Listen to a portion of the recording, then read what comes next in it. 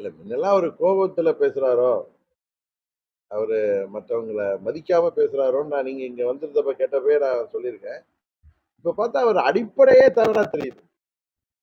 திரு சீமான் அவர்கள் அங்க வந்து ஒரு பேச்சாளராக அங்கு அழைக்கப்பட்டு, அங்க நடந்தவற்றை பார்த்துவிட்டு தமிழ்நாட்டு மக்களுக்கு தெரியப்படுத்தணுங்கிற நோக்கத்துல தான் அவர் வரவழைக்கப்பட்டிருக்காரு.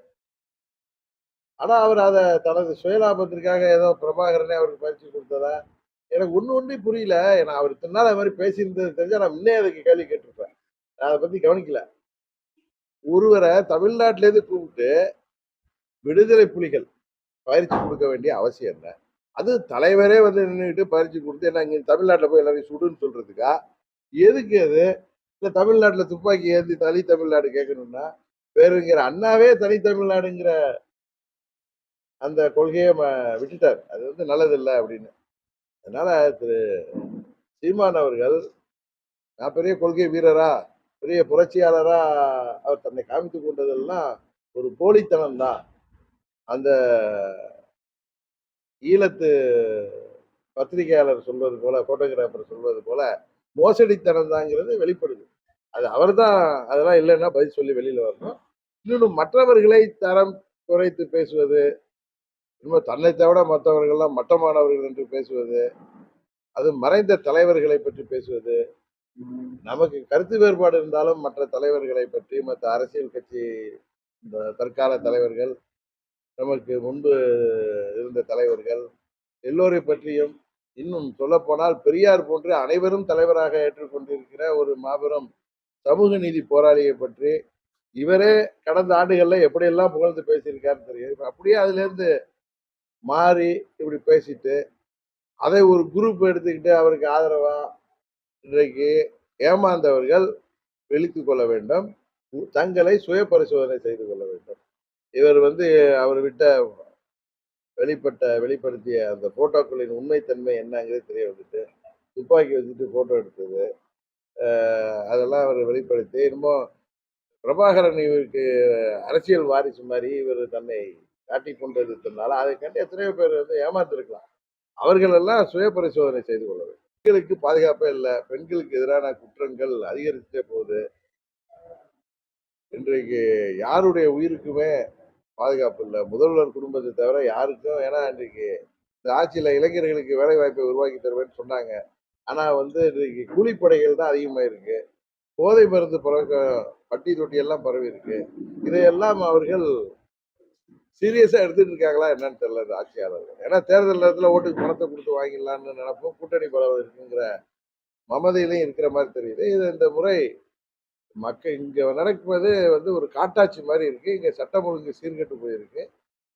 இன்று இது ஒரு இதுவரை இல்லாத அளவுக்கு ஒரு மோசமான ஆட்சியை தமிழ்நாடு சந்தித்துக் கொண்டிருக்கிறது. இதற்கு தமிழ்நாட்டு மக்கள் உறுதியாக 26 சட்டமன்ற பொறுத்தவரையில முடிவு கட்டுவாங்க. அதான் அன்னைக்கே சொல்லிட்டேனே. இது வந்து மத்திய அரசு தான் அந்த திட்டத்த மாநில அரசு வந்து அதோட கன்கரன்ஸோட கொண்டு வந்தாங்க. இன்னைக்கு மக்கள் எதிர்ப்பு இருக்குன்னு தான் மத்திய அரசு அதை வித்ட்ரா பண்ணிட்டாங்க. ஆனா முதல்வர் வந்து அவங்களுக்கு தெரியுமே, எப்படி அவங்க பழக்கமே அதானே. கண்ணதாசன் நமது காரைக்குடியை சேர்ந்த கண்ணதாசன் வனவாசத்தை சொன்னதை நான் சொன்னேன். பேரறிஞர் அண்ணா ஒரு மாநாடு நடத்தினப்ப மேனாட்டு மேடையில மறைந்த திரு கருணாநிதி அவர்களுக்கு ஒரு மோதிரம் போட்டு விட்டுருக்காரு. கண்ணதாசன் அவர்கள் வந்து போய் என்னன்னா, நாங்களும் கடுமையா உழைச்சோம். அவருக்கு ஒண்டி மோதிரம் போட்டீங்கன்னா, எப்ப நீனு ஒண்ணு வாங்கிட்டு வந்திருந்தா உனக்கு போட்டு விட்டுருப்பேன்னு அண்ணா சொன்னாராம். அது மாதிரி அண்ணாமலை கழுத்துல விழ வேண்டிய மாலையை தட்டி போய் பறிச்சாரு.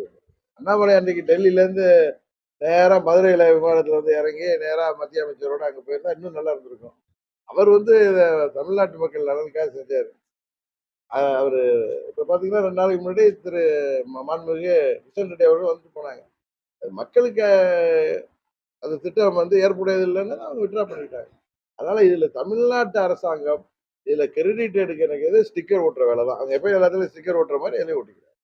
அதுல ஒருபடி மேல போய் முதலமைச்சர் இப்படி போய் ஒரு முதலமைச்சர் அவசர அவசரமா ஓடி போய் சால்வா மாலை வாங்கிற மாதிரி இதை பண்ணியிருக்காருங்கிறது ரொம்ப கேலி குத்தாதான். தமிழக எதிர்கட்சிகளோட மோதல் போக்கையே கொண்டு போறதும், திருவள்ளுவருக்கு காவி சாயம் பூசுறதையும், ஆளுநரா இருந்து அரசியல் பணி கையெழுத்துவது இப்படி நடந்துக்கிறாருன்னு சொல்லிடுவோம். அதை பத்தி நீங்க எப்படி சார் நீங்க பாக்குறீங்க? இல்ல ஆளுநர் வந்ததுல இருந்து அப்படிதான் பண்ணிட்டு இருக்காரு. ஆளுநரோட இது மாதிரி நடவடிக்கைகள் வந்து உண்மையாவே அவர் மாத்திக்கணும். ஏன்னா ஆளுநருங்கிறது மத்திய அரசாங்கத்தோட பிரதிநிதி. அதனால மத்திய அரசாங்கம் இப்ப கூட பாத்தீங்கன்னா, மதுரையில அரிட்டாப்பட்டி போன்ற இடங்கள்லாம் மக்கள் விரும்பலன்னா அத வந்து வித்ட்ரா பண்றாங்க. இது போன்று தமிழ்நாட்டுல மக்களுக்கு தேவையான திட்டங்கள குடுக்குறப்ப, இது மாரி கவர்னர் இது போன்ற செயல்பாடு அது வந்து அவர்களுக்கு அவப்பெயர தான் உருவாக்குது. அதனால கவர்னர் செயல்பாட்ட அவர்கள் வந்து இது போன்ற தேவையில்லாத அரசியல்வாதி மாரி செயல்பாட மத்திய அரசு அவருக்கு அறிவுரை வழங்கும். மத்திய பிஜேபி அரசு வந்து நியமிச்ச அந்த ஆளுநரை திரும்ப பெறதுக்கு நீங்க ஆதரிக்கிறீங்க. அவங்க வந்து இத மாரி தான் ஆளுநர் இருந்தா ஒரு ஆளுநர் இது போல தேவையற்ற அ சர்ச்சைக்குரிய கருத்துக்கள சொல்வத மத்திய அரசு தடுக்க வேண்டும். அவர் அதுல சரியா வரலன்னா, அவங்களுக்கு அதிகாரம் இருக்கு. அவர வித்ட்ரா பண்றதுக்கு. அதை ஏன்னா அவங்க நலன்ல அத செய்யணும்.